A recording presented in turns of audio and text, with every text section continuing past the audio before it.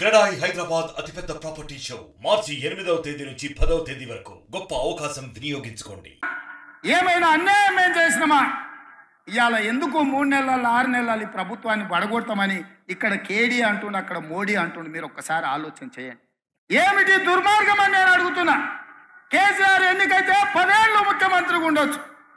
నరేంద్ర మోడీ ప్రధానమంత్రిగా ఎన్నికైతే 10 ఏళ్ళు ఆయన ఢిల్లీలో దర్బార్ చెలాయించవచ్చు. మరి ఇవాళ ఇందిరమ్మ రాజ్యం పేదోళ్ళ ప్రభుత్వం వస్తే 6 నెలలు కూడా ఉండనియారంట. ఇదెక్కడ న్యాయం, ఇదెక్కడ ధర్మం అని నేను అడుగుతున్నా. ఇది న్యాయమా? మీరు ఆలోచన చేయండి. ఏం ఉద్దేశం, ఏం ఆలోచన? అక్కడ మోడీ అయినా ఇక్కడ కేడీ అయినా ప్రజల చేత ఎన్నికైన ప్రభుత్వం 40% ఓట్లతోని గెలిచిన ప్రభుత్వాన్ని పడగొడతామంటే ఇది ప్రజాస్వామ్యానికి దేశానికి మంచిదా అని నేను అడుగుతున్నా. విజ్ఞులు మేధావులు ఆలోచన చేయాలి. నీ పక్కనే ఉన్నాయి కాంగ్రెస్ పార్టీల బాంబులు. ఎవరో కాదు నీ కూల్చేది, నీ పక్కనున్న బాంబులే. నల్గొండ బాంబు, ఖమ్మం బాంబు వాళ్ళే నీ గవర్నమెంట్ మీద వాళ్ళే చేస్తారు. చేసేదంతా మేమేం చేయం. మేము మనస్ఫూర్తి కోరుకుంటున్నాం రేవంత్ రెడ్డి గారు, నువ్వు 5 ఏళ్లు నిక్షేపంలాగా ఉండాలి. 5 ఏళ్లు ఉండాలి. నువ్వు ఇచ్చిన 420 హామీలు అమలు చెయ్యాలనే డిమాండ్ చేస్తున్నాం, చెయ్యాలనే కోరుకుంటున్నాం. ఎందుకంటే ప్రజలకు తెలిసి రావాలి, ప్రజలకు కూడా తెలిసి రావాలి. ఖచ్చితంగా ఎవరు గుర్రమో ఎవరు గాడిదో ప్రజలకు కూడా తెలిసి రావాలి. ఎందుకంటే ప్రజలకు తెలుస్తుంది, వెలుగు చీకటి రెండు చూస్తేనే వెలుగు విలువ తెలుస్తుంది. దుర్మార్గమైన రాజకీయాలను పాత్ర వెయ్యాలి. ఎందుకు పడగొడతామంటున్నారు మా ప్రభుత్వాన్ని? అంటే పార్టీ ఫిరాయింపులు, పార్టీలను చీల్చడం, ప్రభుత్వాలను పడగొట్టడమే మీ నీతి, మీ జాతి అని నేను అడుగుతున్నా. ఒక పాలమూరు బిడ్డ, ఒక రైతు బిడ్డ ఇవాళ కుర్చీలో కూర్చుంటే చూసి ఓర్వలేకపోతురా? ఏం మా పాలమూరు బిడ్డలకు అర్హత లేదా? మేము చదువుకోలేదా? మాకు హక్కులు లేవా? మేము ఈ రాష్ట్రంలో ప్రజలం కాదా? 4 కోట్లలో మేము లేమా?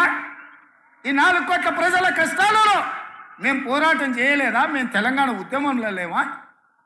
తెలంగాణ ఉద్యమంలో ఆ బేకార్గా నీ నుంచి పార్లమెంటుకు పంపించింది మేం కాదా? పాలమూరులో ఊరు లేదు, పార్లమెంటులో నోరు లేదు, అయినా బేకారోడు కరీంనగర్ నుంచి మన జిల్లాకు వలసి వస్తే మనం గెలిపియలేదా? మన మంచితనం చేతగంతనమా అని నేను అడుగుతున్నా మా యువకుల్ని.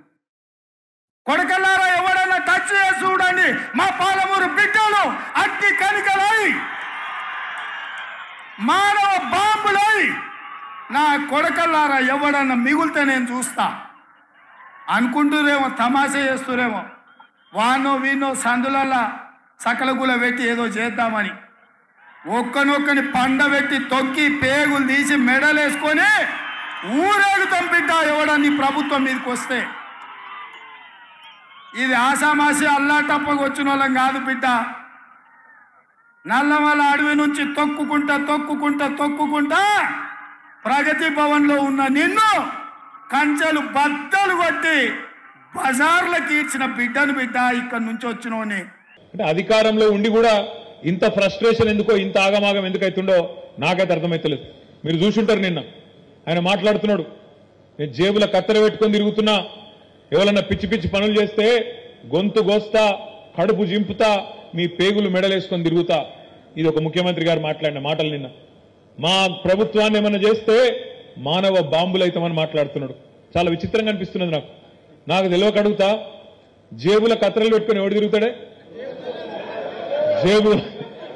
జేబు దొంగలు తిరుగుతారు. జేబుల కత్తెరలు పెట్టుకొని తిరుగుతాడు ఎవడన్నా ముఖ్యమంత్రి, ఎవడన్నా రాజకీయ నాయకుడు జేబుల కత్తెర పెట్టుకొని తిరుగుతున్నా అని చెప్తాడు. ఇక గసంటోడు మన ముఖ్యమంత్రి, మన కర్మ. మీరు చూడండి, ఆయన మాటలు చూడండి, ఆయన ఫ్రస్ట్రేషన్ చూడండి. మరిన్ని వీడియోస్ కోసం ఛానల్ ని సబ్స్క్రైబ్ చేయండి, లేటెస్ట్ అప్డేట్స్ కోసం వాట్సాప్ ఛానల్ ని ఫాలో చేయండి, అండ్ లింక్ డిస్క్రిప్షన్ లో ఉంది.